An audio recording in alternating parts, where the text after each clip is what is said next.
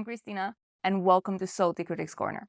Today, we'll be reviewing a brand new debut novel, which is OK Days by Jenny Mustard. We're gonna do this a little bit differently than usual, or as usual as it can be, since this is our fourth episode. But what we're gonna do today is talk a bit about who Jenny Mustard is, how this book came about, couple good things about it, couple recommendations, and a verdict.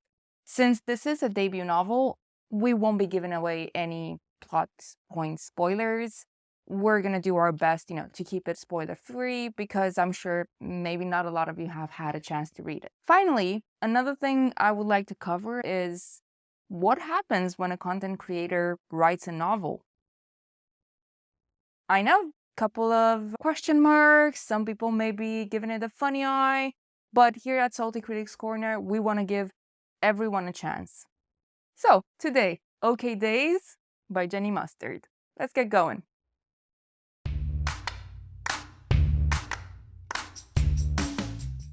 First of all, who is Jenny Mustard?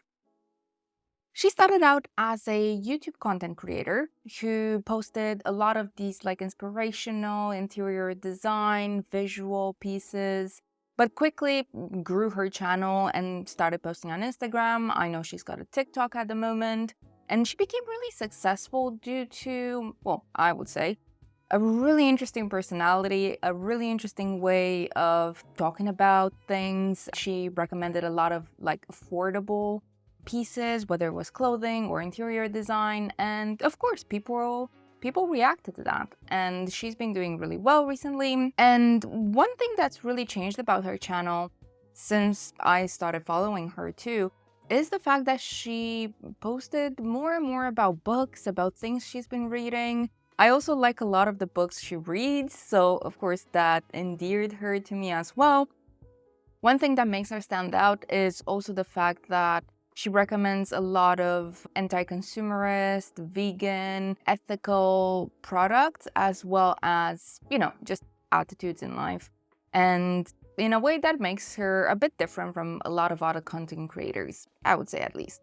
And, when she announced that she was writing a book, I think a lot of people started feeling a bit strange, especially when you read a lot and you know just how hard it is really to get into the publishing industry. And mega famous, popular content creator walks in and suddenly has a book right out of the gate. And not to, dismiss Jenny's work, obviously not, but that is a bit of a, first thing that comes to mind, gut reaction when you hear about a debut novel in these circumstances. But personally, I would like to bring a different take to it. To me, it's a wonderful thing, actually, when a content creator that I've been with on their journey in a sort of, parasocial way wants to write a book, wants to almost give you another dimension in which to interact with them. So why is that something that would detract from this novel? And it definitely has a lot to do with how social media is perceived, with how content creators are perceived nowadays. And honestly, we just hope that we'll do an okay job. Was that a pun? I don't know. Anyway, let's get going with the book plot.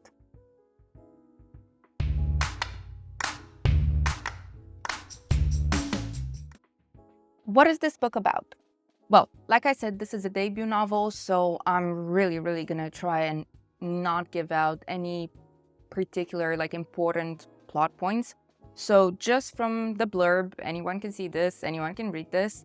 This book is about two characters, really. It's about Sam, who's a Swedish, carefree, chaotic girl doing a work placement in London over the course of the summer. She falls in love with Lucas, who's the other character.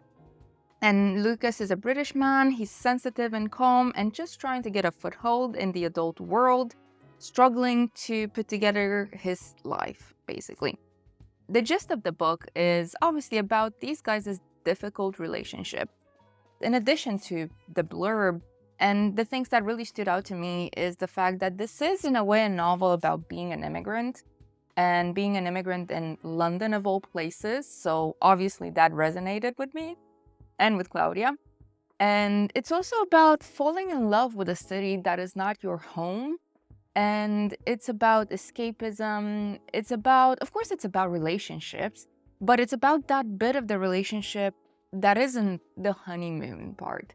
It's about being at ease with the great days and the okay days. And this is the question of the novel. When is okay good enough? And what are we willing to lose in the search for a life that is much better than just okay?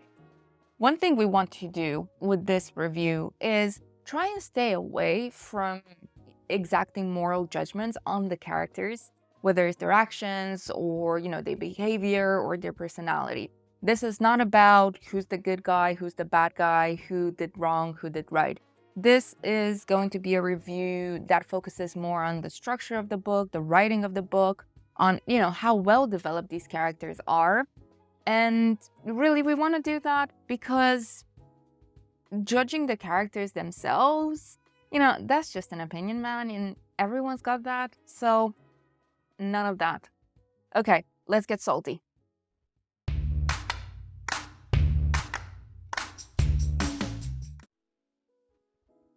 Did I just say to get salty? Let's not get salty just yet. First of all, we're gonna do the good bits about the novel. And there's quite a lot of things that I really liked, but I put my coffee in front of it.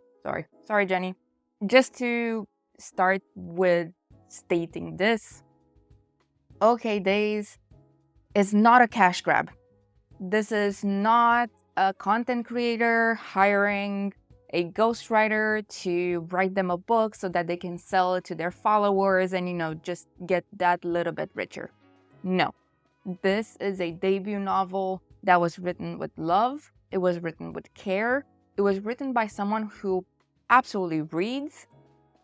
And not just because they post books on Instagram. I genuinely get the feeling that Jenny reads a lot. And from the get-go, she could have easily done that. She could have easily hired a ghostwriter to write her a book about, 10 things a Swedish girl does in London or something like that. But she didn't. She sat down, she wrote this book. This is a book written by someone who loves other books.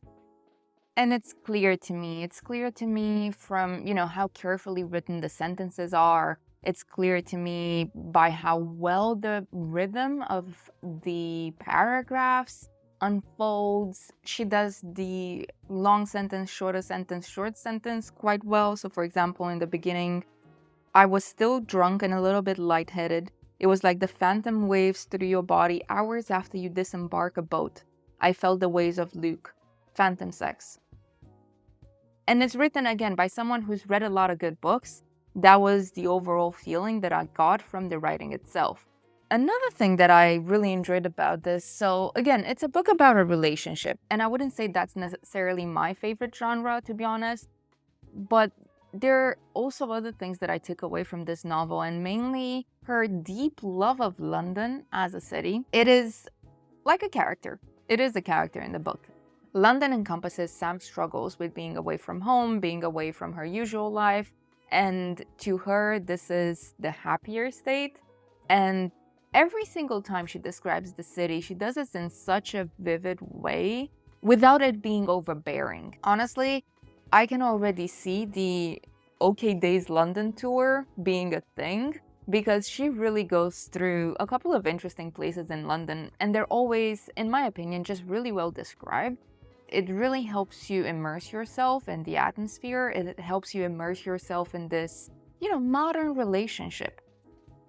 And the modern relationship is also my next point.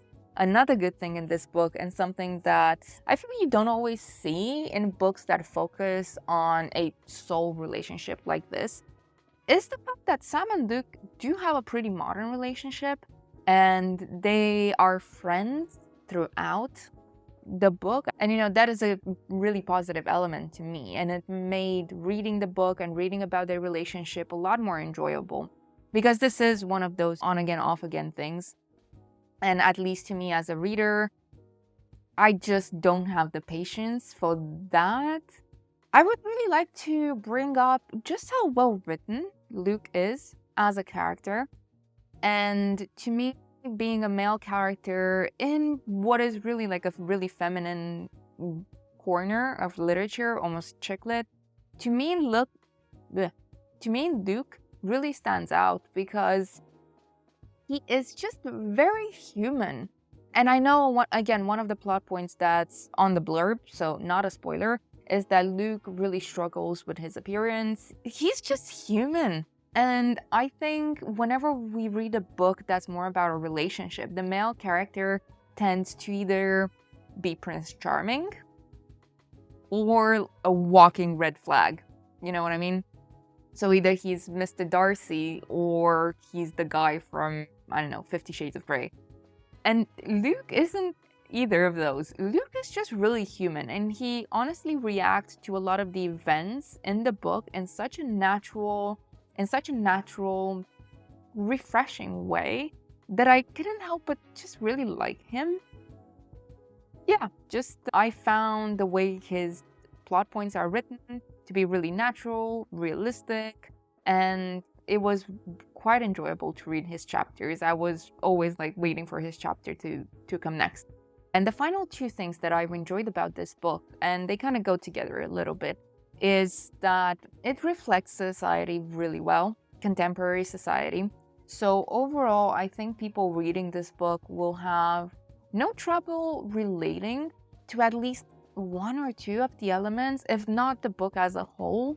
And finally, the last thing I wanted to say, and not to be controversial for the sake of being controversial, which is obviously not what Salty Critics Corner is about, due to who Jenny is as a content creator and the things that she usually promotes on her channel, which is, an ethical lifestyle, low consumption, veganism if possible, and these attitudes, sometimes people are rubbed the wrong way by content creators like these, whether because they agree or disagree, or sometimes people just want escapism from their content. They don't really want to be reminded of, the world outside, and they don't want to be told what to do, fundamentally.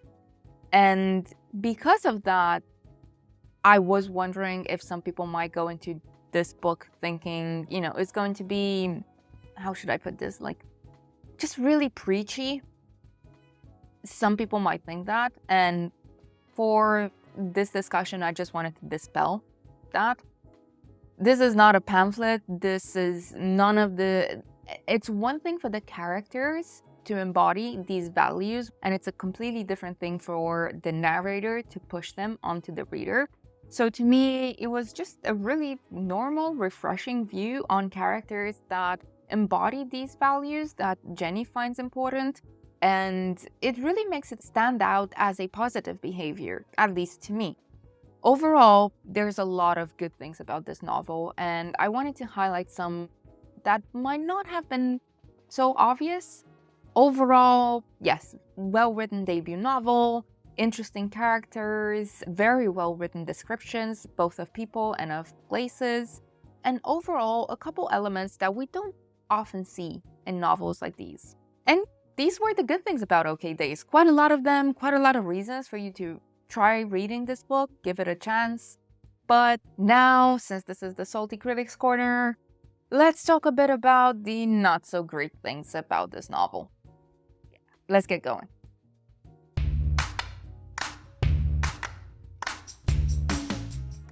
Some criticisms of OK Days.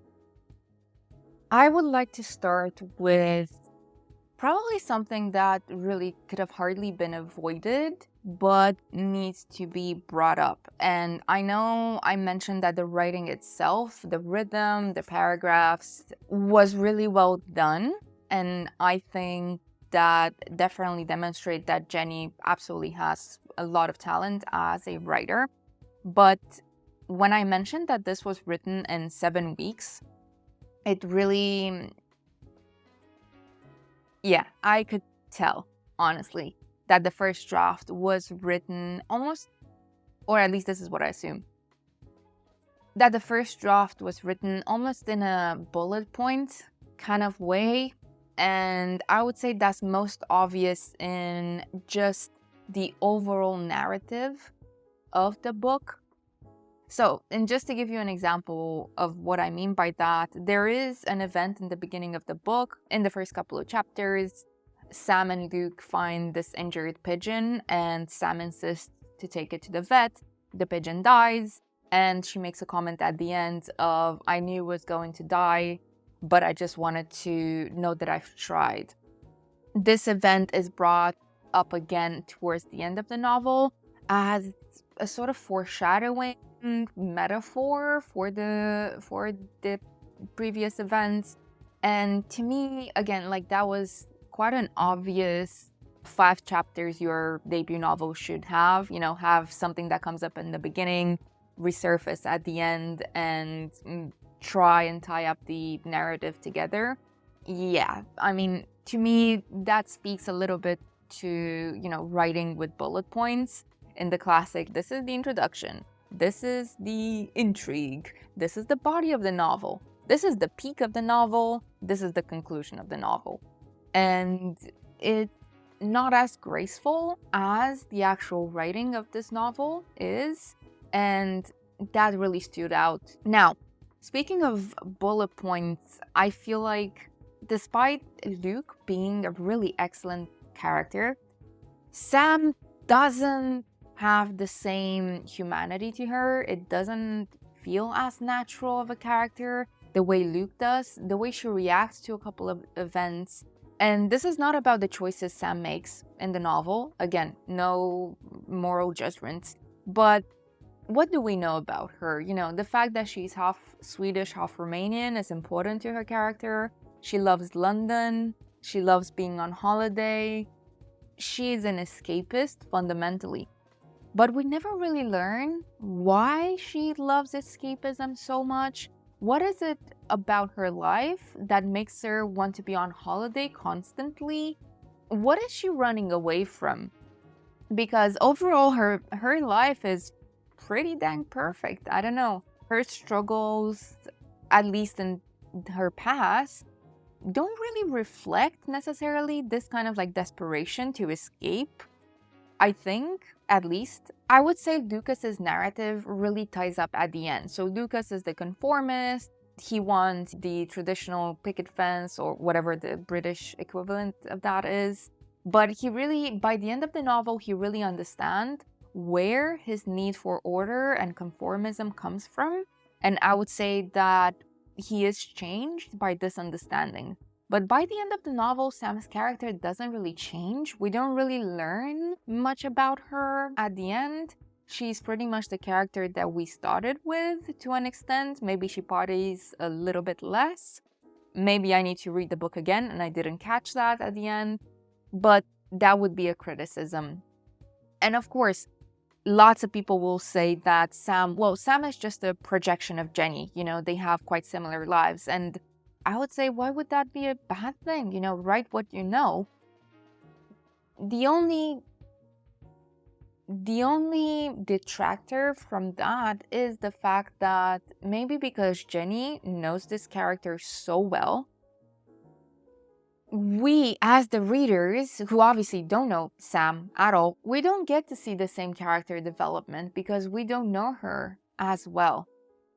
And I would say that that is always the danger with modeling characters that are so close to your own personality or public persona. Aside from Sam and Luke, there's quite a big cast of secondary characters. And I would say that's again a detractor to the novel. Because it is a debut novel and it is constrained by length, so this is about 340 pages in this kind of, you know, hardcover format. So it is quite a short novel. All the secondary characters felt to me like they were really quite underdeveloped. Whether it was because of the number of characters, whether it was because the spotlight was always naturally on Sam and Luke, but they really felt a bit more like cardboard cutouts. The same issue with them being bullet point characters. We are simply being told they're this and this and that. So aside from maybe Diva and Tabitha, who are Sam's closest friends, despite there being a lot of secondary characters, we don't really learn much about. We don't really see, even the indirect characterization of Sam and Luke, which these characters enable, isn't as developed, isn't as complex as it could be if they themselves, these secondary characters, were a bit better developed. There is something that is just surface level about the exploration, and it really affects both Sam and Luke's characters as well, that we never really go deeper into these conflicts. And yeah, that is exactly my final point. I felt like pretty much every conflict in this book could be solved in maybe 5 to 10 minutes. Honestly, the visa issue that the secondary character has is probably the most intense conflict in this book. Nothing else, to me, was worth, being anxious, being like excited for the ending, for, seeing how do they solve this really big conflict, who gives in, who gives way. The tension that the time limit brings felt very artificial. Thinking about other classic will they, won't they novels like Jane Austen, or, I think that's my only example actually, because I don't really read a lot of novels like this. Well, anyway, if you think about the classic examples from Jane Austen, the relationship tension is obviously a major plot point, but it's never the only one. Usually relationship in novels are compounded by everything that goes on around characters. And honestly, I would say that that's definitely something that can be improved upon. And there you have it. Those were some of the weaker aspects of the novel, but you decide, do these balance out? I don't know. Let's go to the verdict.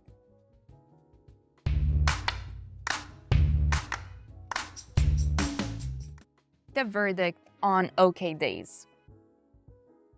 This was a novel written with love, with care, with interest, and I would like to have that as the first thing. Genuinely, now that the first novel is out, I really hope she writes another one, that Jenny publishes a second novel and a third novel and many more to come. Because I feel like now that this one's out, the first one is the toughest one, I cannot wait to see a second novel where she's a lot more confident in her skills as a writer. She's a lot more confident in her ability to build out an interesting plot, to create tension, to explore a wider array of characters, but explore them in a lot more depth. This was a really fun book to read, and absolutely, Salty Critics Corner recommends that you give it a try. Because it is a fun book, it is an escapist book, it is a break from reality, and it's just nice to read about these characters. I liked Sam and Luke, and I found myself interested, in their relationship, in their life, in the way they explore. Even a city that I'm familiar with, I found all of that to be very enjoyable. The only thing that I would add is, and this is one thing that we've noticed with a lot of debut novels, both ones that we liked and ones that we didn't like, is that the most successful ones, so for example, Otesa's Eileen, which I keep mentioning, but another really great one we've read, Frances Chaw's If I Had Your Face, or mega famous Emma Cline's The Girls. These are all debut novels written by authors who'd already published, whether they were journalists or they published successful short stories in really big publications. Their debut novel was not the first time they did this. And I would say that's why they had a lot more confidence in their plot skill, in their plotting skills, and their character development, and just overall in the book as a whole. Which is why I genuinely believe in Jenny's second novel. Of course, that's still further out into the future, but yeah, OK Days, overall, great book. Some, minor gripes, but absolutely worth your time. And there you have it, OK Days by Jenny Mustard. What did you think? Have you bought it? Are you going to read it? How do you feel about content creators publishing novels? Please leave your thoughts down below in the comment box. Give us a like, subscribe to this channel if you liked us. If not, maybe we'll get better in the future. Anyway, thank you for watching and see you next time. Stay salty.